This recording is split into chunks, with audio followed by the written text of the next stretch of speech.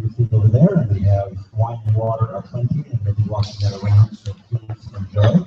If you like these in your skin, you get a lot of wine. That'll help out quite a bit.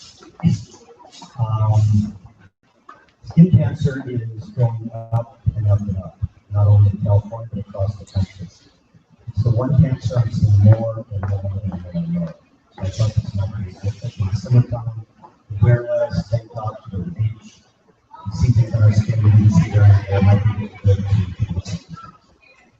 My skin history as a doctor, a couple of you in the audience know that I did OB for 19 years here at Linda, and then our group made a decision to hire an OB, so the family doctors like myself stopped doing OB, and I felt I needed something to kind of keep me stimulated, so I took a plastic surgery course, not cosmetic plastic surgery, but a skin cancer plastic surgery course, and I loved it. I took an advanced course, another advanced course. Next thing you know, I'm taking all these advanced skin cancer surgery courses, skin grafts and flaps and all those kind of things. Found I really loved it, so on my business card, I took special interest in diseases of the skin. It worked out really well because the dermatologists in Orange County had discovered Botox and fillers and dermabrasion, so they really didn't want to see much in the way of skin cancer. So suddenly I was able to take over the skin cancer market, at least in this part. And then in 2001, we decided to have a center in Virginia Beach. And we opened an office in Virginia Beach. In the first few months we were there, we averaged about 2 patients a day, which is a very good business model for those who know about medical economics. So we thought, let's put an ad in the Virginia Beach paper, and everybody in town reads their local papers. And we simply put free skin screening. The idea was, at that point, to be a lawsuit. We wouldn't charge for the skin screening, we might get a few surgeries, and then they'll go to practice. I had no idea what was going to happen. We had 2 or 3 hundred responses that summer of 01. Maybe half of those needed biopsy of some kind. We took off dozens and dozens of skin cancers, including a couple that were pretty bad. And that was with a simple animal. So for the next few years, we did that really as a loss leader and a business idea that worked. The office now is good for those who have been there, very, very busy. But about 10 years ago, we thought we really don't need to do it anymore. We're pretty busy. We don't really need the business. But our board talked about it and said, as a public service, we're going to keep running that ad. And we do every summer. We've been running this summer. And we're still getting dozens and dozens of skin screens a week. And we're taking out more and more skin cancer with a simple ad in the paper. So let's do that slideshow you probably are expecting, and give you an idea of some of the skin cancer things we've seen. And I'll have a little story about each one. Is this nice? Maybe each way.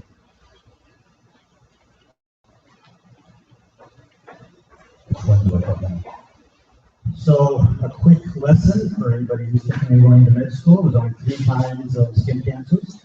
There's basal cell cancer, squamous cell cancer, and malignant melanoma. Of those 3, the only one that could probably hurt you or kill you is melanoma. You may have heard, well, can squamous cell do some damage? Yes, squamous cell could spread. I just never had a patient have one spread or cause death in my career, and I've been around it for years. But it's possible. It's impossible with basal cell. But let's go over all 3. Because obviously, if you have skin cancer, I'm probably not. This is the only slide that doesn't have good resolution. I apologize. The reason I put it there anyway, it's like a classic example of a basal cell cancer. Basal cell cancers are almost always red.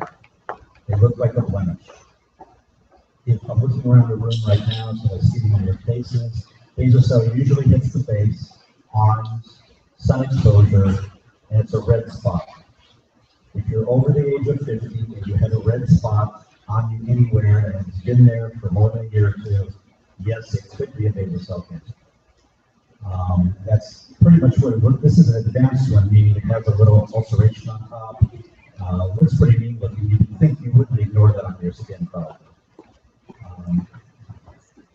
This also is a basal cell cancer. They don't all have that little clear spot in the middle, but just today, before I came here, I was doing a skin screen, and I skipped the biopsy because it looked almost exactly like this. It was on a gentleman's forehead, and it had these little blood vessels. We call those cholangiocations, these little tiny blood vessels smack in the middle of his forehead. I'm 99% sure it is a basal cell. We'll take it off next week, and it'll be cured. But you almost, after you see it, you almost don't need the biopsy. You just know ahead of time what's going on. Now there's one, that's a basal cell cancer, that it doesn't look quite as mean looking, but you can see it has these little blood vessels, it's red, the borders are kind of irregular, ugly looking. You know, if that was on any of you, I could come to your doctor and show it to them, but you might want to watch that if you're kind of a denier, like a lot of patients are. The story I have on basal cell was about a doctor, and it was about 10 years ago, and it's a doctor here locally, and he saw a red spot on his face, and came to see me, and he said, I know you do a lot of skin cancer work, so I have to solve what is it? And I looked at it and said, yes, that is a basal cell cancer. He goes, I knew it, that's what I thought too. And we'll take it off. And I said, well, yeah, let's schedule it. No, don't schedule it, I want it off right now. And I said, well, the trouble is, I have to leave now to go to the airport, I'm going on vacation, I'll be back in a couple of weeks. As soon as I come back, I'll take it off. No, take it off now. This is a doctor, right? I said, well, you know, basal cells never really spread, and they never really kill anybody.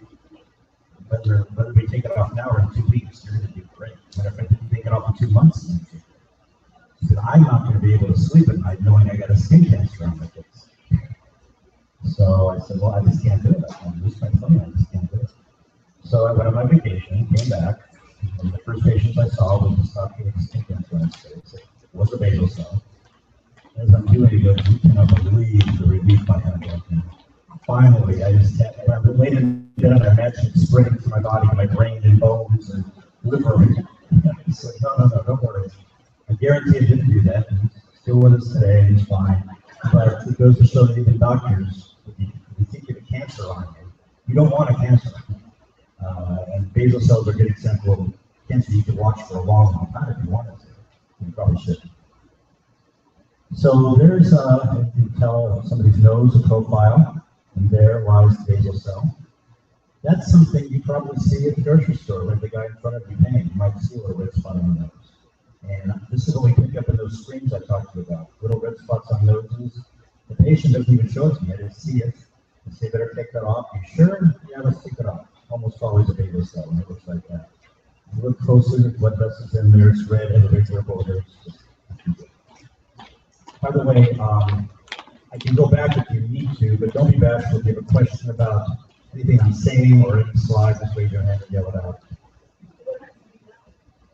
It'll slowly grow and grow to the size of the fingers earlier on, but it will never really split. I scare my patients who say, can I just watch it? And I'll say, it'll be the size of an artichoke in 5 years. And then it really won't, but it will turn what those things were, like that. It'll turn into something like that. Yes?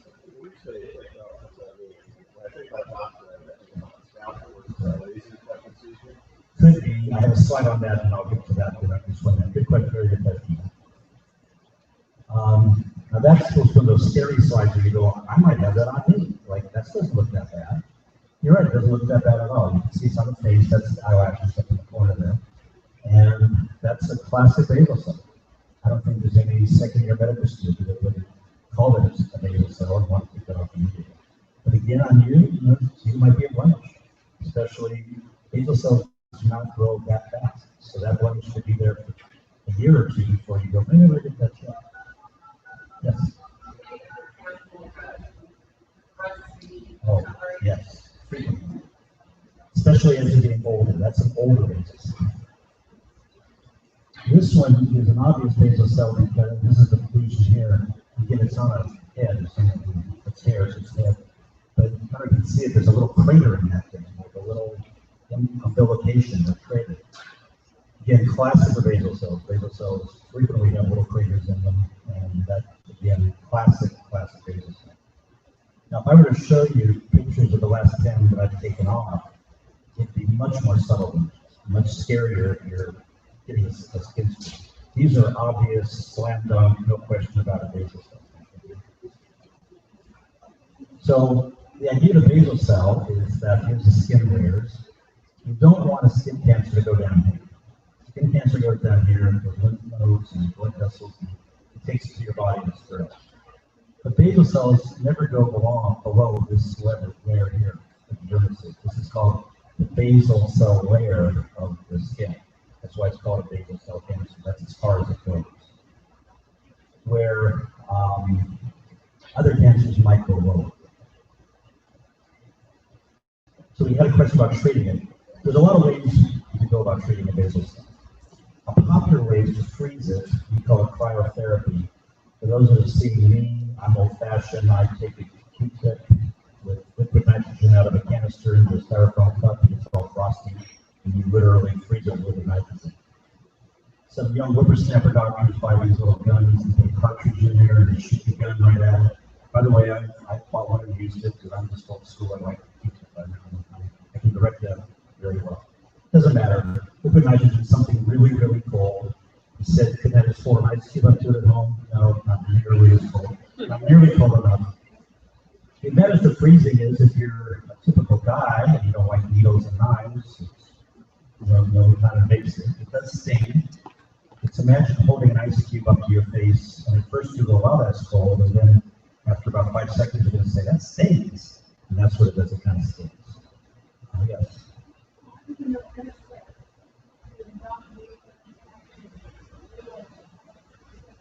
No. This again goes to how much gray hair the doctor has. These young whippersnapper doctors could probably biopsy everything because they're taught to do that and they're afraid. And I don't mean just me, I'm saying even dermatologists over the age of 40. You know it's a basal cell, you don't have to biopsy. The pictures I showed you were obvious one. The gentleman I saw today with the forehead one, if he wanted me to freeze it, I would have frozen. If he wanted me to cut it out, I would have frozen it. It was obvious. Some of those ugly ones I showed you, though, you wouldn't freeze it. It's too big and ugly. Usually you freeze smaller ones. It's easier to do that. As the picture I showed you, they don't go that deep. So when you freeze, the freezing goes a good 3 millimeters below the skin. That's plenty to kill a baby cell. Now there's chemotherapy creams. The most famous one is called Antidex. There's 2 or 3 other brands similar. This is real chemotherapy, the same they give you IV if you have bad cancer. But some genius 30 years ago or so said, why don't we take chemotherapy, put it into a cream, and squeeze out basal cells? And it was right, it works. We use that a lot in two extremes. Really, really old, 80, 85, 90-year-old nursing home patients that can't really get into the doctor's office, or it's inconvenient to shoot them up and do surgery on them. And then the younger, attractive, especially of the female gender, on the face, they don't want scar at all. It just doesn't scar, so they put the cream on it. It does take 2 or 3 or 4 months. It's not cheap. The tube goes about $30 to $40, maybe $50. That's about a month. Success rate for freezing 95%, for the cream's about 80%. So it's not as successful, but it does work, and it's very popular in some people. Third measure on here is cautery. Cautery, some people call it electric needle, some call it desiccator. For those who ever had minor surgery, I'm sure you saw it on the little ORs here. Basically, a pen that hooks to a machine that goes to the wall, and you press a button and it goes. Lasers are a form of cautery. Trouble with cautery machines cost us about $5 or $10 grand, and we're happy to buy them all the time. The laser costs $1,500 grand, so it's a lot more. And there's no advantage in basal cells using lasers over cautery. A lot of dermatologists love using lasers, but they spend $100,000 on the machine. The Medicare code for cautery would be about reimbursed about $100, maybe $150 to cauterize a basal cell. Laser is about probably $1,000, $2,000. So it's a lot more lucrative to use laser. For basal cell, you don't really need laser. Shading is the other way to do it. This is surgery. You numb it with xylocaine. It raises up a little as you numb it, and you use a special kind of scalpel, and you shave. The experienced doctor will tell them how deep to shave, because if you take a huge gouge, the advantage is you'll get it all and it'll never come back.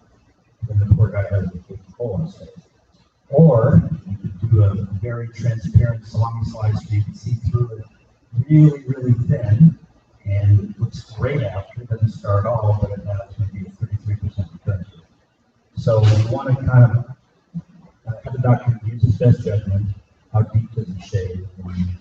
You go more for cosmetics, you go more for recurrence, and that takes a little bit of experience. Nose has become very popular. Nose is a type of shaving. We currently do not do nose here, but we do have a source to refer for those who like to do it. This is a disclaimer on my part. I'm not a nose fan. It's very popular now, so I'm guessing some of you maybe had it. For nose, we do that shaving just like I told you. But instead of me saying, I think I got it all, there's a truck in the parking lot. And we run into the truck, and there's a machine in the truck, and they send telephonically to a pathologist, and they read the slide and say, looks pretty good, but you better do another slice. And I come back to the second slice, send that to the truck, it goes to the pathologist, and says, maybe one more. In fact, the third shave, go out there, you're supposed to devote an entire day. If you're getting lows, you're supposed to say, keep it off work. It's not a 1 hour procedure. I've heard them go on for like 6 or 8 hours. Average nose procedure goes for about 1 to 2 grand, so it's not cheap. The reason I told you I'm not that much in favor of it is you're not going to die of basal cell anyway, so you really have to be that precise. But cosmetically, if you say I want to have just the perfect amount taken off, I don't want to have 1 cell or more than I have to have taken off, then nose is free. I see a hand? Okay. Finally, there's excising it. When you excise it, you make a football-shaped mark with a pen, and you take a scalpel and you cut, you go deep, and you take off the skin and you sew it up. That, for many years, was the only way doctors did basal cells, because I guess liability-wise, they said, well, this is a cancer, you can't possibly get cancer cells, and that would be malpractice. So they need these big, huge incisions and big stitches.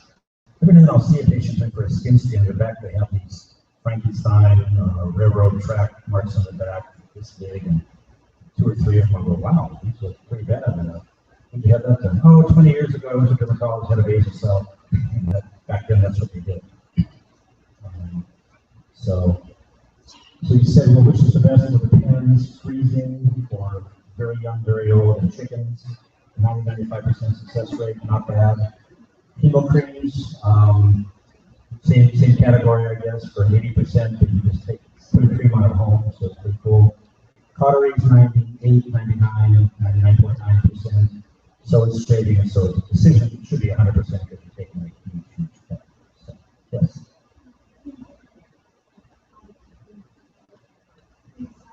Yes, if you use it too much or too often, it can go to your system. I never heard anybody using their hair, but there's nausea and vomiting and things like that. Yeah, I think it's underused. I don't use it as much as maybe I wish I did. Especially now that it's been out so long, it's been kind of a generic version. 20 years ago, it was $100 at the bottom, now it's less. If people say, what if you got a basal cell in your forehead? No question, I would freeze it myself or have my wife do it from back there. I would just say freeze it. And because I'm a guy, I don't like knives, I don't like needles, I don't like blood, I don't like things. Plus, I have this beautiful face, and I don't want a lot of scars. But if it were on, and my wife's the same, I would probably be freezers too. But because if I wasn't a doctor and a neighbor over the fence, I'd probably say that's just fun. Okay. So, that looks uglier, right? Yeah. It doesn't look like it's raised. This is raised up. And you can say, well, it's kind of basal cell, it's red. It's got this border and conjunctions. But if you can see a profile, this is a nodule raised high above the skin. And that's classic for squamous cell cancer. So this is a squamous cell cancer. That's a big one in the guy's knuckle. I've taken these off many times. Fortunately, by the time they see me, when they come to see me, they're usually much smaller. This is an extreme example. But imagine that half the size and not that red, and that's what a squamous cell looks like. This gentleman obviously waited quite a while to see the doctor. Let's see, what am I missing now? That's the tip of the ear. So that's the ear, and squamous cell is at the tip of the ear. Classic place for squamous cell because almost all skin cancers are senators. You put your baseball hat on, go to the Angel game, for a day game, you think you're protecting yourself. What isn't covered? Typically the top of the ear. You put sunscreen all over your body, you go to the beach, play frisbee, laying it down. What isn't being covered? Probably the tip of the ear because you put it on your face and over here. You're driving in a car, you believe you're safe inside the car, but the sun's beating, what's the hit period? So tips of ears are classic for basal cell and squamous cell. See it all the time. And that one's pretty typical. You can see it's not nearly big enough, or you might miss that, or you might, if it's on you might have seen it's a pimple and not worry about it and just kind of ignore it. Another classic basal cell, that's on the gentleman's chin. That's his beard, lips you can see here. So that's why it's right around here. I see a lot of squamous cells there. Very, very commonplace from right in the face.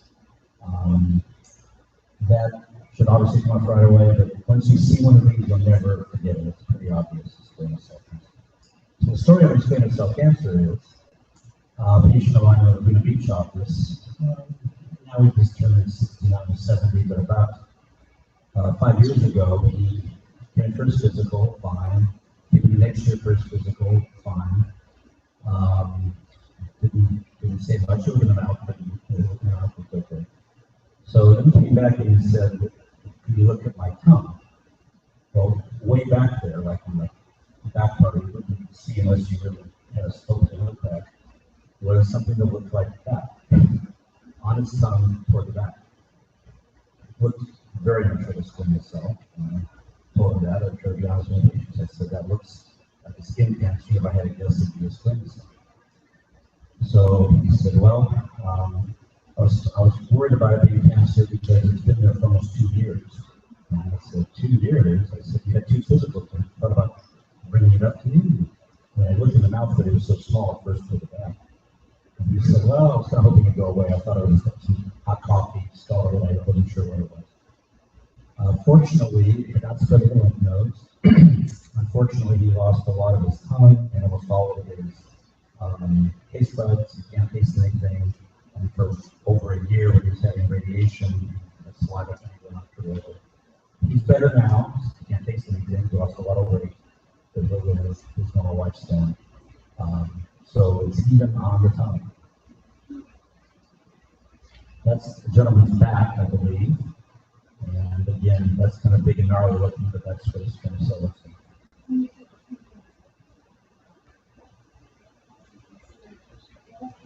Yes. So we had to go to a head and neck doctor. I'll show you a picture in a minute. Another squamous cell. This one's ugly because it's starting to break down in the middle. They usually don't do that to their things. Okay, so there's one on the tongue. This is different than my patient. His was bigger than that on the back of the tongue. This is smaller one. If you ever get little pimples on your tongue and you kind of, you see it's a virus or something, it probably is. But the squamous cell never hurts. So if it hurts, it's not a squamous cell. But if it doesn't hurt and it's a nodule on your tongue, get it off early. Hopefully, it doesn't. Not everything in the tongue is cancer. It doesn't mean for sure it's cancer, but you want to get it off if it's on your tongue. We used to chalk this up to smokeless tobacco. This is what Tony Gwynn had, the baseball fans here from his snuff days. Heavy pipe smokers, heavy cigar smokers, to a lesser extent cigarette smokers, for those who partake, as far as I can read, marijuana doesn't cause this. But now there's good evidence that herpes causes this. And in fact, that patient I told you about, they culturally came back positive for herpes. So you get herpes on the lip, you can also get it on the tongue. So herpes has been shown to cause squamous cell cancer. And currently HPV, the thing that causes cervical cancer in women, can cause this. No, herpes is 2 of them. HPV has a lot of strains. There's like 60 of them, 70 of them. Herpes has 1 and 2, and HPV has 70 strains.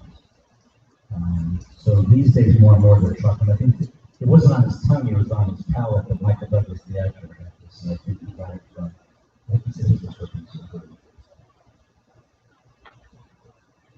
Another one on the ear. That one's been old. You can see how it's keratinized, kind of scaly and scabbed over. So clearly this would look like a cancer. And it's been there for a while. Yeah? I see empty wine glasses. I'm going to go kind of pivot into the skin screen. Look at that.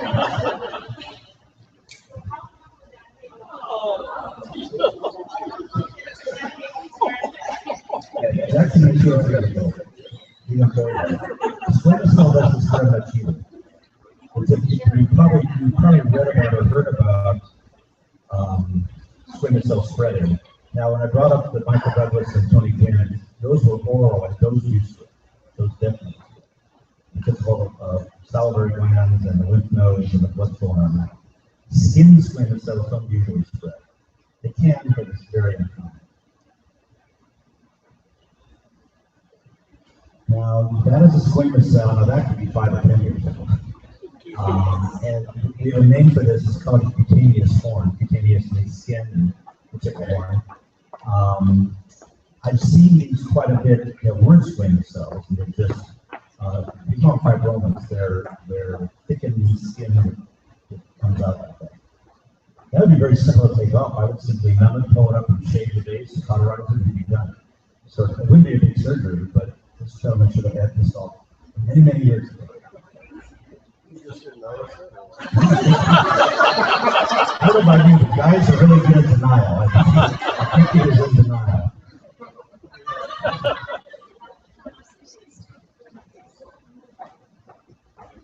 That, it's a little blurry, but that is squamous cell. You can easily think that's a basal cell. And I have this one patient that we're going to beach. He's a surfer boy. I think he's probably 50 now, but he's surfing full life without a wetsuit in the sun. And he has little red dots everywhere on his chest and back and arms. I've probably taken off literally 50 to 60 lesions off of him. And not one has been benign. Every single one has been basal cell because it's red like a picture of it. Except, weirdly, one of them came back to squamous. One. And it was in all the basal cells, and it looked like that. It wasn't very nodular, it was red. I assumed it was a nodular basal cell. Basal cells can be nodular. But it was so on his back, he's had 59 basal cells and one squamous cell, but to an experienced eye, they all look the same to him. So that's why you biopsy them. Doesn't change his prognosis, but he just has to come in, and every year I take off 10 or 20, and those are all the basal cells. Just come in and take them off. And we talked about the excision part. So this is a squamous cell here. You can tell that nodular look with the little scaly thing.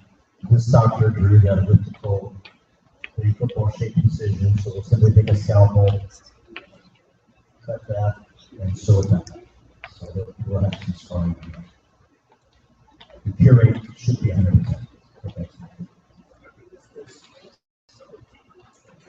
Not necessarily because it can spread occasionally. Not usually. So this is going to be a good. And this is somebody's back, I think it's his chest, his front of his chest.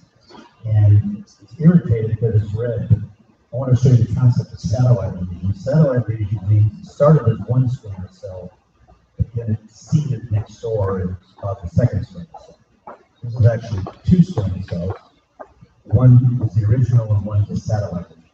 Whenever you see a skin lesion with either a smaller twin or an equal-sized twin next to it, high chance of any kind of cancer, whether it be melanoma, basal cell, or squamous cell. Satellite lesions are not good. You see them and go, probably not benign. Even if it looks benign, if they're right next to each other, twin towers don't come out. So somebody asked about the spring here. So here's an example. This is the top where the hair is. And you have the epidermis, dermis, and the epidermis is up here, the dermis is here. So you can see with the basal cell, it goes even deeper to the squamous cell. This bottom layer right here is the basal cell. This bottom thing I'm drawing right here. And that's where basal cells go down to. Squamous cells are usually somewhere in the middle here. They don't usually go below the basal cell. If it does, they can spread. And you can see the front of the melanoma over here. That's a black mole. See how it's going down beyond into the dermis. In the dermis are all these blood vessels. So there's not many blood vessels in the basal cell. So as soon as the melanoma cells hit the blood vessels, then it starts to spread. So that's the danger with that melanoma. So the SCC is squamous cell cancer. How do we treat that? Well, notice it's a similar slide that I have, but I took off the freezing. You would never freeze a squamous cell. You might freeze it accidentally, thinking it was something else, but if you knew it was a squamous cell, you would never freeze it, or you thought it was a squamous cell. And you wouldn't use chemo creams. There are some studies in the literature saying you can use chemo creams for a small squamous cell. Let's let Mayo Clinic play around with that. I wouldn't use it on the patients. So basically, you can cauterize them, and that works. You can save them, and you can excise them. People say, well, what would you do on you? On me, I would excise it. Right? Just because it possibly could spread, why risk it? So when I see something on my patients, I think it's a squamous cell, I just excise it. I don't really. But if we're not sure, they don't want it excised, so they're, then you could just shave or cauterize. Okay, one more. That, anybody guess? One more sequence. Yeah, that's a classic mid-student slide for melanoma. First of all, it's not symmetrical. A lot of those squamous cells were symmetrical. They're round. A lot of the basal cells were round. The melanomas are not symmetrical. I shouldn't say never say never. Rarely symmetrical. Look at the borders. I mean, you have this, it almost looks like a coastline of some beach or something. So all these, the borders are very irregular. The color, black moles are really bad. Melanomas with black mold as a rule. Not always, but as a rule. But if you have two colors in your black mold, that's bad. And so this is classic because you see dark black here, and like reddish over here, and brown over here, and yeah. So multiple colors is like a very good Easter egg. Okay, you don't want a multicolored mold. Diameter is very important. For those who know metrics, all melanomas either have to be 7 millimeters or they're something called melanoma in situ. Melanoma in situ is like the earliest possible melanoma ever known to man to be in situ. They could be under 7. They have a real melanoma, they could do some damage. It has to be 7 millimeters. Under my math's right, quarter inch? Quarter inch, for those who prefer non-metric. So if you have molds that you don't like, you just pick eyeball if you think they're less than a quarter inch, don't worry about it.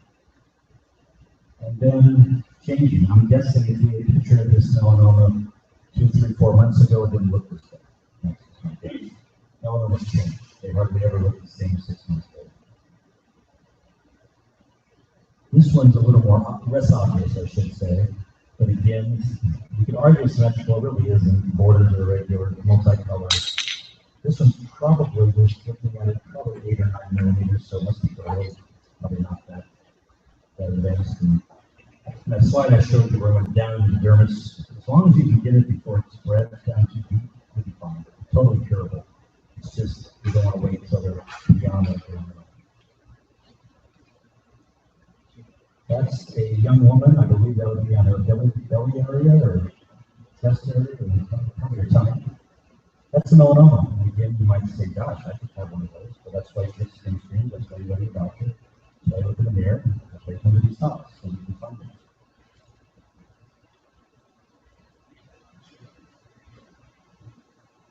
This would be a very, I know it's a melanoma already, but if I had to predict this were in my office, I would give her a little bit of hope. It is multicolored, the borders are a little irregular, but I'm guessing that's 6, 7 millimeters at the most. It's probably 6 millimeters. And that should be 100% curable. It must be a very, very early melanoma. But if this person waited even 6 months, it would look like that. There's a melanoma on the gentleman's forehead.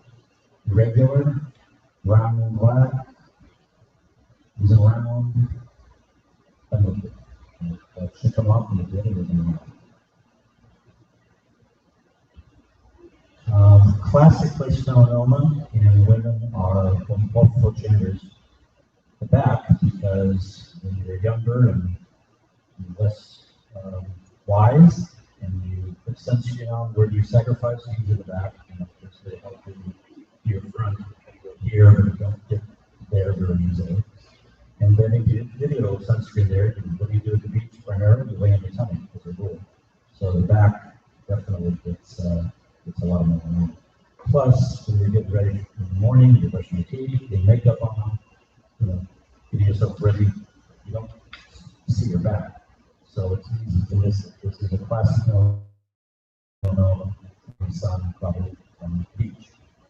The story of the melanoma, the most famous example doctors use to talk you guys into getting your skin looked at and getting skin screens is the name Maureen Reagan. For those who may remember, Maureen Reagan was the daughter of a mother. And she looked very much like Jane Wyman because Jane Wyman was her mother. So I don't know how many times she was married, but this story, she was not married, but she had a partner work for her in the 1930s.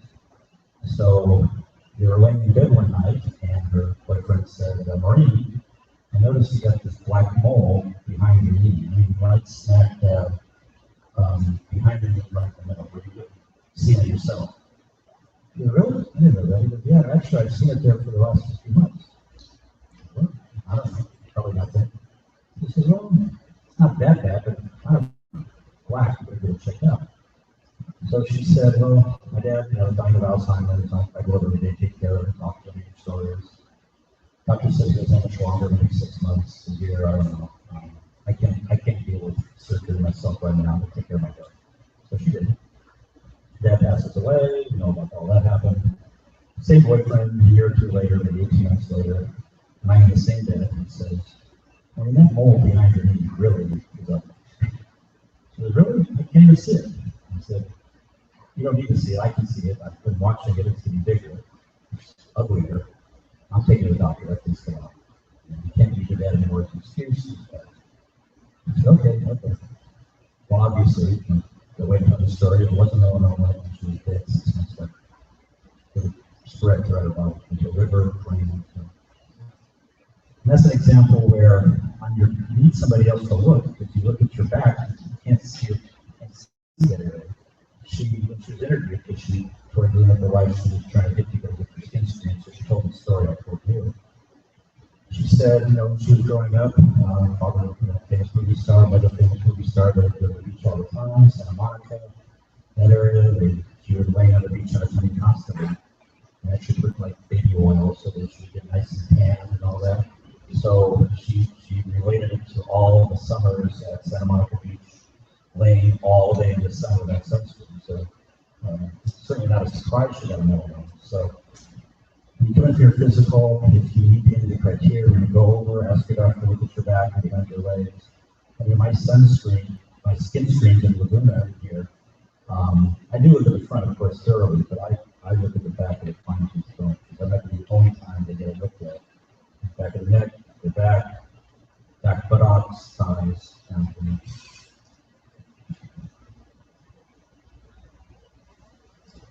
That is on somebody's soul. There's a rule of thumb we teach medical students. Any mole, no matter what size, no matter how innocent it looks, don't worry about the borders or the color. Any mole on the palm or the sole is melanoma, particularly in the waters. So that's melanoma on the sole. And it looks like a melanoma, it's black, irregular, and big, and all that stuff. But I've taken off melanomas pretty small off the sole. No.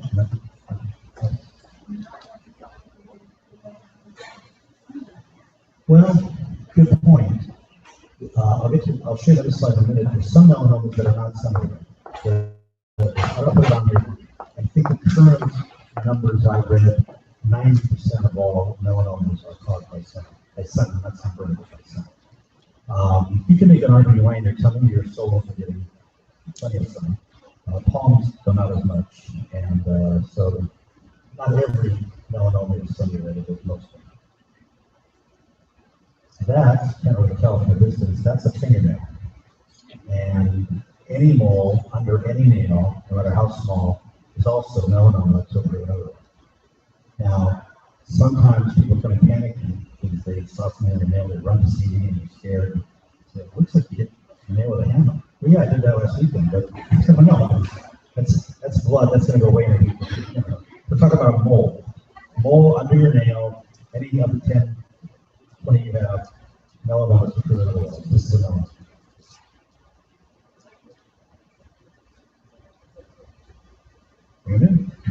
I doubt very much. And the grain's a little bad, but that shows your typical black, ugly melanoma that most of you yourselves. Now that one, if you look at it, and if I put that slide and put the part of the lecture, you can say, well, isn't that a basal cell? But it's red, like we talked about. Yeah, but when somebody might go, no, that's a squamous cell, but it's not there, it's off the skin. Well, some, like 5% maybe, or 10% of melanomas are called amelanotic melanomas. And in Latin, A means not. So not melanotic, meaning melanin is the hormone. Basically, they're saying non-black melanoma. Non-melanotic melanomas are almost always red. And I've taken off a number of these, quite a few, and I was fooled every time. I was sure I was taking off the basal cell, squamous cell, and it came back melanoma. Equal. They're equal to all the others. So. Trouble is, people don't think to go to the doctor for them, so sometimes we catch them farther advanced because people assume they're just a blemish as opposed to a black mole. So this is what we teach the medical students, and I'll teach you melanomas, ABCD, asymmetry, not symmetric, the borders, irregular, color, multiple colors, or jet black. Diameter, this says quarter inch, I was right. So quarter inch or smaller, you're okay. Over quarter inch, could be melanoma. And he means evolving, meaning changing, getting bigger, moving around, that kind of thing. There's something called the ugly duckling sign. Don't pay attention to this. The ugly duckling sign means when you look at somebody's back or anywhere, there's a lot of moles. Don't worry about any of them except the ugly duckling. So in this case, see a mole, there's a big black one right there. Jumps out at you. That's probably melanoma to prove otherwise as well.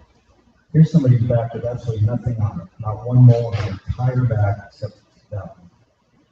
That's probably melanoma because most people have a bunch of moles on the back, maybe 5 or 10 when they're younger, 10 or 20 when they get older.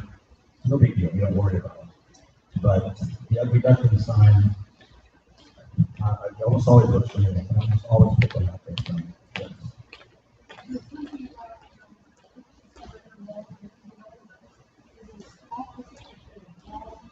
Yes, very small. Thank God. Very small percent. But here's why we're having this talk tonight. And I think the slide ends in 2006. I had another one that went to 2012, but it didn't look as good as this.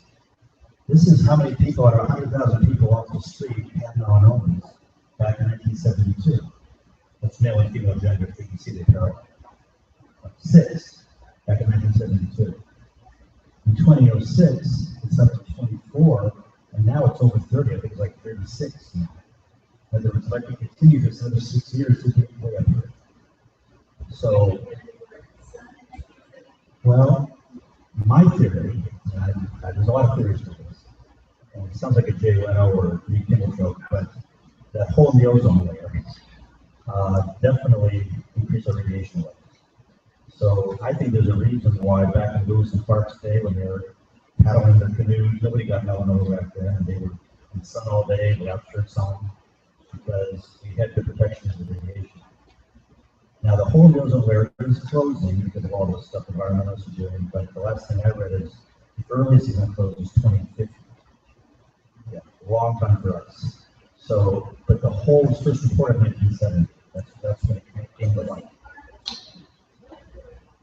Another good point. There's a lot of debate about this. Some people say that the whole ozone layer is a bunch of baloney. That's what the causing damage. And aerosol can't cause melanoma. But there's no question in my mind that there's such an increase, because I don't think our generation of living out the room went to the beach that much more than our parents or grandparents. I mean, maybe more, but I think that's been a general truism. Most people go to the beach if they can.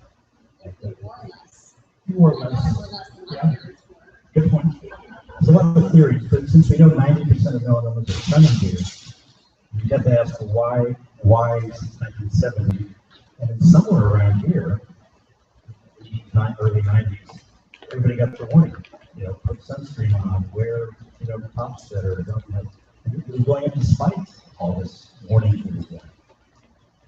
But I have another theory that's really scary, but I'll show you this in 2 more slides.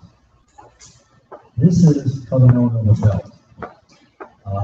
The more red or orange, the more cases of melanoma, the lighter, the less cases. It kind of fits what you think, right? You think the coast would have the highest percentage. The black has the highest. And if you go on the eastern seaboard from Maine, it's all black. Around New England, New York, black.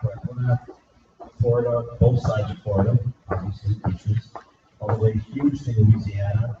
And they don't really sunbathe in Louisiana, but they're right there on the water and they get a lot of sun.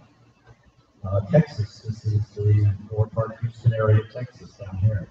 Not so much on this side of Texas. But here, not in LA so much, but Catalina, Channel Islands, huge percentage. This is a per population thing. It's not number of cases, it's percent of the population. And look at the Bay Area, huge Bay Area. But forget the black, just look at the orange. We're right there. It's not as bad as Texas, New York, Pennsylvania. They have more cases than California, but we have more than Nevada. It's foggy up north, so that's why they don't have quite the rates we do. So I think in California it could be worse, but you got to watch out. We're pretty common here, especially on the coast. To me, the moral is if you're on the coast, and that's why we're going to beach. I'm seeing so much skin cancer. When I take a skin cancer off, they say, well, would I have had this skin cancer I lived in Whittier? And I go, probably not. Because people are going to beach dress light and get a lot of sun, and they keep that thing and go to the beach for hours at a time. So. Oh, and I should do the treatment for the melanoma. I took off from that slide at 5 things. You got to decide. There's no other way around it. Is there a question over here? No? Okay, sorry.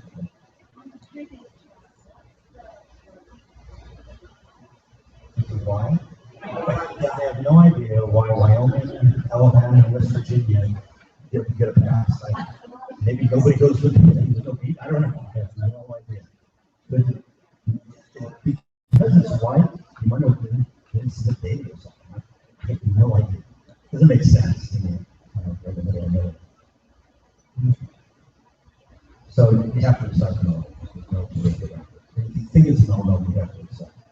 Now, currently, I went to a big melanoma conference last fall, and there's a lot of good evidence that early melanoma you can shave. And I've been doing that lately, and have perfect results. So, if you're keeping up on things and you have to shave a certain way, you can do a different kind of shave, which I won't bore you with details with.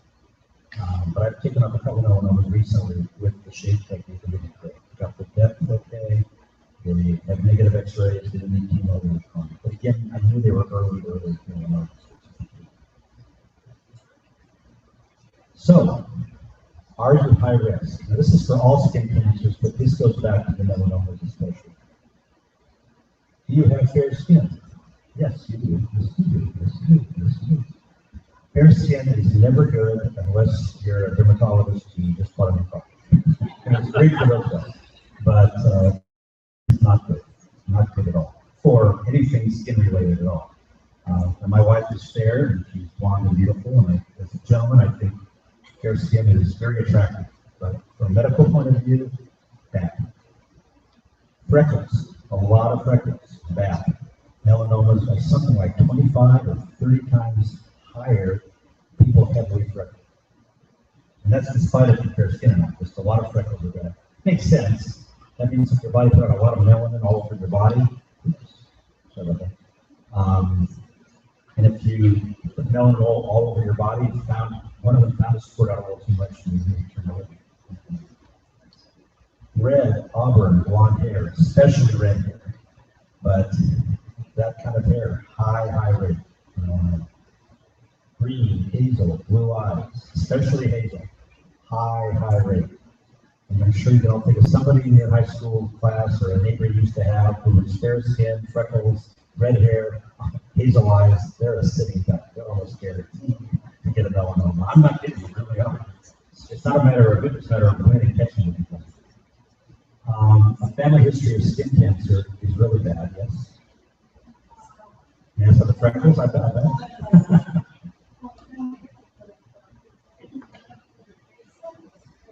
Melanoma. Well, all three are linked to families. If you have one kind of skin cancer, a basal cell, your chance in the family, your chance of any of the other three is hugely high. I read a study I couldn't believe it said if you're the first, it's how close the relative is. If Uncle George had a melanoma and he was 70 and you're 30, I wouldn't just see it. Parents, siblings, or kids, first degree relative with a melanoma, your rate is sky high. And a lot of the skin screens I do are first degree. They see the ad in the paper and come in because their parent or their brother had a melanoma. And I say, you've got to come in with these guys. You want to get it back when it was small, like a picture should, not when it's done over. And then, even if you're dark skinned, or even if you don't, if you've got a personal history of prolonged sun exposure. Classic example, I had some gentleman the other day. He was kind of dark, he had brown hair, brown eyes. He wanted a skin screen. I gave him one. He said, for 20 years, I was a lifeguard in Newport Beach. Clearly, he had a lot of skin exposure. He said, we put sunscreen on, daily, but you're all day long, you're there jumping in the water under the sun. So, or sunburns. Direct correlation in the literature between the number of sunburns in your life and your rate of melanoma. Not a basal cell squamous cell, just melanoma. Yes. Right. The worse the sunburn, the higher chance of melanoma. Now, hopefully, most of this room would say, well, in this day and age with sunscreen, we're older. My last sunburn was 7 years ago. But go back to your college years or high school years and count. Well, I remember I had at least 8 sunburns. And your friend says, I beat you, I had 16 sunburns. She's got a much higher chance of melanoma than you with 8 sunburns before. So the number of bad sunburns in your own history. People ask me, because I do so much skin cancer work, have you ever taken a melanoma off a black person? The answer is no, but I think it's because I'm in Orange County, and we don't count that many patients that are black. I've had black patients. I biopsied, but they've always been benign. I did have one from Puerto Rican. I recently had one on a Filipino, and they were dark. So you can get melanoma if you're dark skinned, but it's very unlikely. Where if you're fair, red hair, blonde, blue, very likely to have some. So people say, should I get an annual skin screen? And my answer is no, because our government has studied this over and over again, and I cannot quote one study that shows any lives being saved from annual skin screens. The exception is if you fit any of these, yes, you should.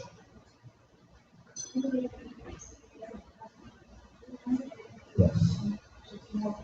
Yes, melanomas are linked to many other cancers. Like if you've had breast cancer, your chance of getting melanoma is higher. If you've had colon cancer, your chance of melanoma is higher. So they are.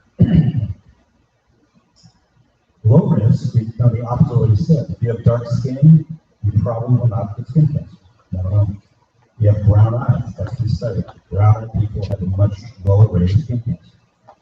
Brown and black hair. And if you think of somebody you know that has all of those, they're sitting pretty good. Probably not going to have to come to a little room back here afterwards. Or they have a desk job and they have frequent indoor activities. Their hobby is they play chess or they're a computer nerd or something. So if they don't go outside much, they probably won't get skin cancer. How do you prevent it? The best sun is no sun. Think about what I as a doctor should be telling my patients going away to college. and they say, we want to avoid getting STD. We've been in college 4 years, we read the papers, we know that that's the age of sexual activity. Tell me the best way to avoid getting STD. What should I say? Don't have sex. Guaranteed you will not get STD if you don't have sex. So how can you guarantee you're not going to get skin cancer? Don't get sun. Avoid it at all costs. The wife of Kurt Schilling, I think it is. Yeah. One of the Arizona players years ago had a melanoma on her arm. She chucked up to watching her husband play video games and all that kind of thing. She to this day will not get any sun at all ever again. Will not get sun. She goes shopping for his long sleeve and hats and all that kind of thing. It can. That's why I said the best sun is no sun, stay inside. Wearing long sleeve shirts and long pants as opposed to shorts and tank tops, obviously, you protect them. Broad rim hats, the lifeguard hats, so to speak. Yes, that. Yeah. A lot of melanomas on the right side of the face of passengers and the left side of the face and drivers. Yeah, much better. If you're going to a party and you're severe under patio cover, most houses these days have patio covers, stay in the shade. I'm not going to the yard. If you're going to the beach, get a good umbrella, pop it in the sand, and follow the shade around as the sun changes. You're always in the shade. Always find shade anywhere you're going.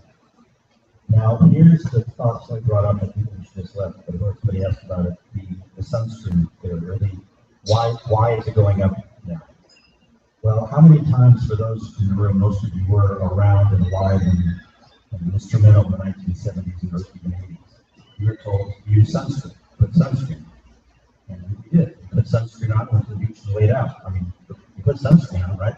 And if we're doing fight every hour, we're doing the right thing. Well, ultraviolet, 90% of skin cancers are sun-induced, most preventable. Ultraviolet A rays cause wrinkles, aging, and skin cancer.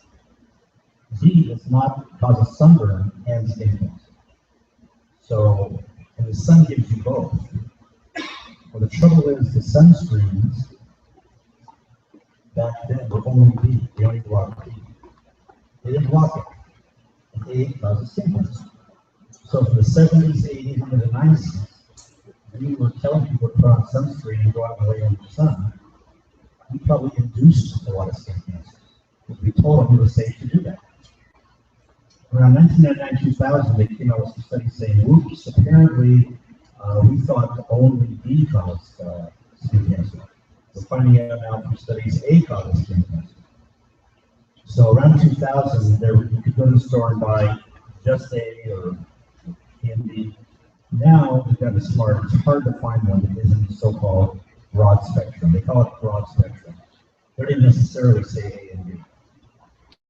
I think you shop in a store here and everybody's there, she can help you. I think every sunscreen we sell here is broad spectrum A and B.